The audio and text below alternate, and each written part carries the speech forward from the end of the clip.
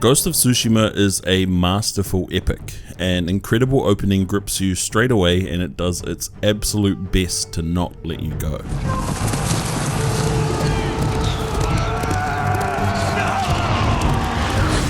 The final year of the PlayStation 4 has been superb, and there's definitely no better way to send off the old girl than by living out your ancient Japanese fantasy and delivering some spicy kunai directly into that Mongolian beef. For those unfamiliar with Tsushima, the island or the period of Japanese history it's loosely based on, the quick rundown is Khotan Khan has invaded Tsushima with a Mongol horde as a first step toward mainland Japan. Khotan has spent years studying the Japanese culture and the way of the samurai, and because of this knowledge he's a far greater adversary than the samurai have ever faced. You play as Jin Sakai, nephew of the Jito of Tsushima, as he struggles to save his people from the Khan and unite the residents of Tsushima to fight back against the Mongol forces. Throughout the journey you will be forced to adapt to the enemy, and your honor as a samurai will be tested as you use tactics and weaponry that go against your own beliefs and teachings to ensure the safety and future of your people is secure. The inspiration from Kurosawa films is obvious and has been talked about by many others. I won't lie and admit that I didn't actually use the mode other than for this short clip you're seeing now. It's definitely a cool addition to the game, but I wouldn't recommend playing through the game with the filter enabled. I played through with English audio, only because the facial animations were captured in English and it's jarring having the audio and visuals not sync up correctly.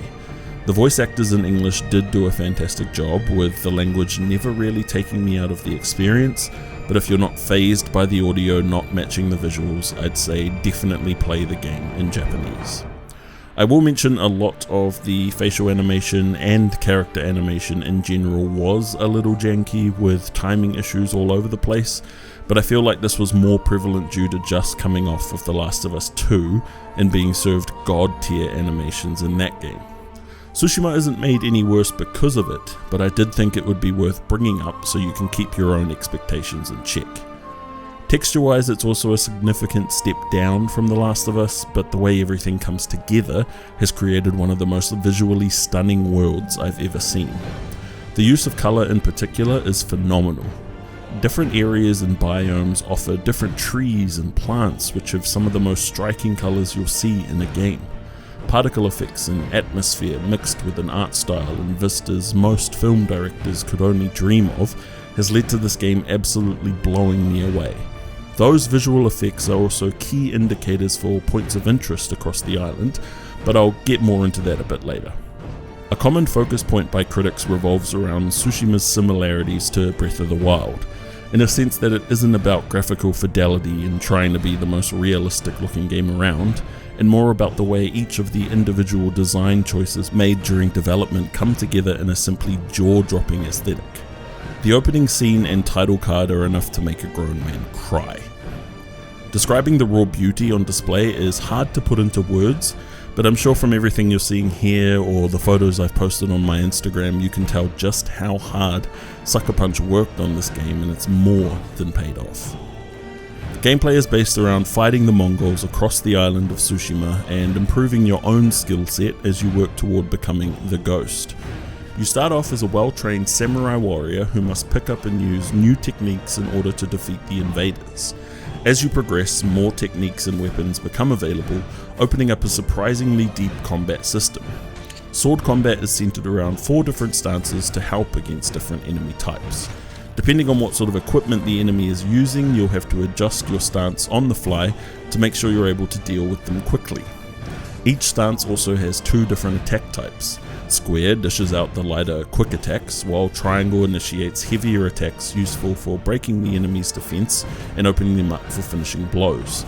Each stance also has a small skill tree with different upgrades available to help make you deadlier on the battlefield. These upgrades are acquired through technique points you earn by completing different tasks in the game. Technique points are also used to unlock your other abilities and weapons as well.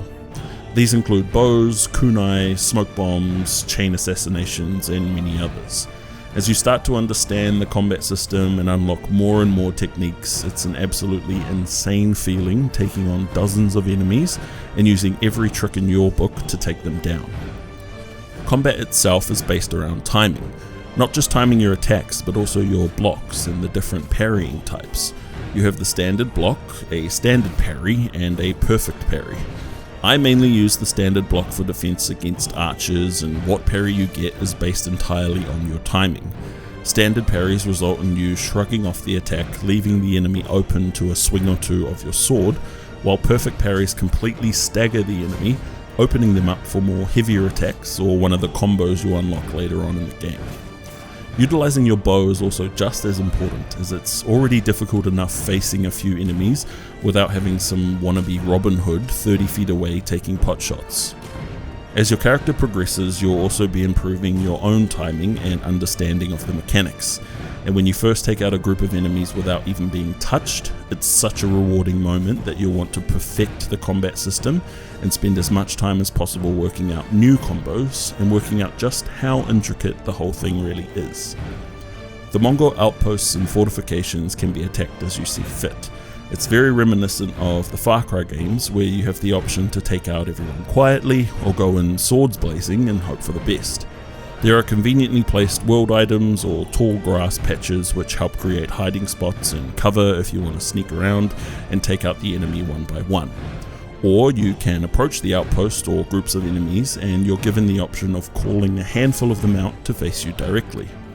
These standoffs are all about timing. You hold triangle waiting for the enemy to attack, and as soon as you see him come for you, you release triangle and carve through the bastard in one clean slice. This dedicated fight me button is such a fun feature, and there's nothing sweeter than slicing a dude in half and seeing his friends fall on their asses and flee in terror.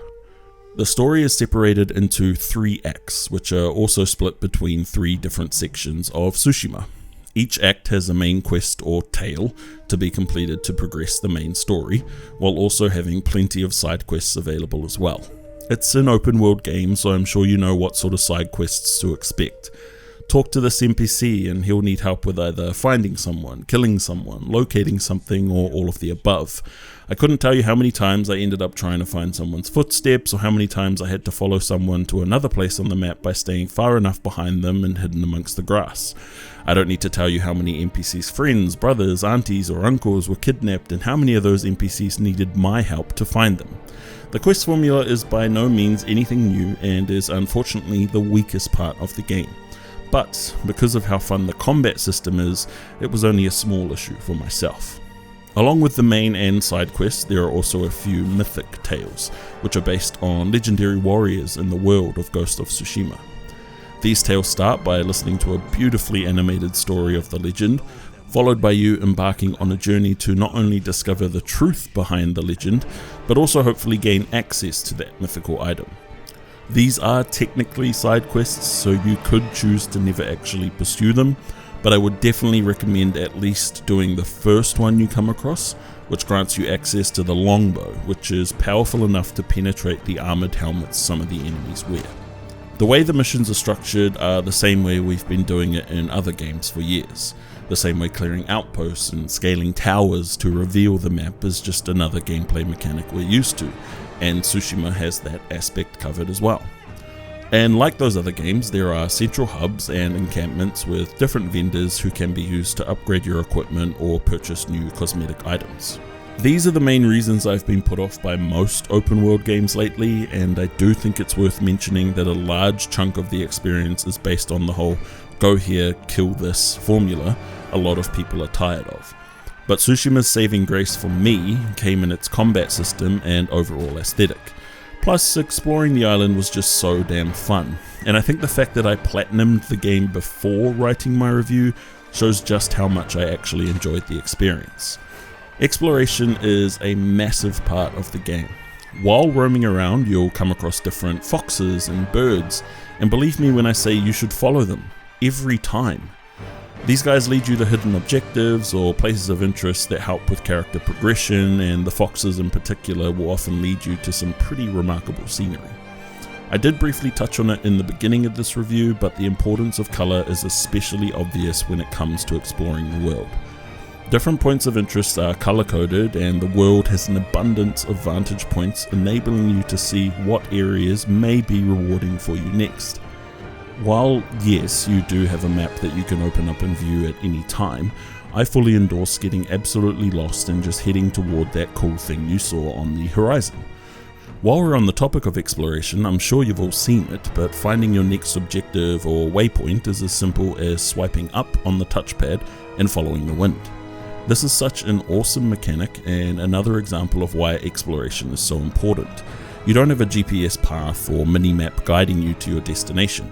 All you have is the wind telling you which direction to go in and a distance marker on the top of your screen telling you how far away it is. While I have encouraged you to get lost, this mechanic is also effectively doing the same thing. The game knows you're going to find a dozen other things to do on the way to your next objective, so why not take a few minutes out of your busy schedule and try and see what's at the top of that cliff in the distance. There's also some other stuff I was really impressed with, which I didn't want to delve into too much, so I'll quickly run through them now. There's a button dedicated to drawing and sheathing your sword, with a bunch of different animations for how you clean the blood off before you put the sword away. I think we can all agree that this was only added because it makes you feel like a badass. Fast travel that actually sticks to its name and is surprisingly quick is also another one. This clip here shows me traveling from the southernmost point of the map to the northernmost point, which is over 14 kilometers away. And no, there is no editing on my end for this. That's just how quickly you fast travel, with shorter distances sometimes not even requiring a full loading screen. The other gold star I have to give is for the amount of cosmetic items and just how unique you're able to make your character. And not only do you have all of these items, but you've also got different colored dyes and unlockable gear that can create some truly awesome outfits. Also, gotta love not having a tacked on love story and keeping the focus on Jin's desire to save his people. This game is brilliant. As someone who hasn't really properly enjoyed an open world action adventure game for a long time, I was ecstatic to end up loving the experience as much as I did.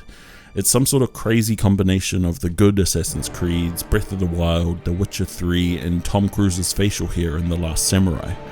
Sucker Punch have delivered the absolute best end to the console generation, and I hope you get to enjoy this experience like I have. If not now, at least at some point down the line. I mean, I'll keep my fingers crossed for a PS5 remake at a crispy 4K 60 frames a second. Oh, and before I sign off, I just wanted to give a massive shout out to the photo mode as well. I've never spent as much time taking photos of my antics like I have while playing this game, so I'll end it here with some of my favorite shots. Anyway, thanks for watching guys. I appreciate all of the support over the last 9 months or so of me uploading semi-regularly, and hope to see more of you stick around as I continue this YouTube journey. As always, be sure to like the video if you enjoyed it, consider subscribing if you enjoy or are enjoying my content, and leave a comment with your own thoughts about the game or any suggestions for new videos.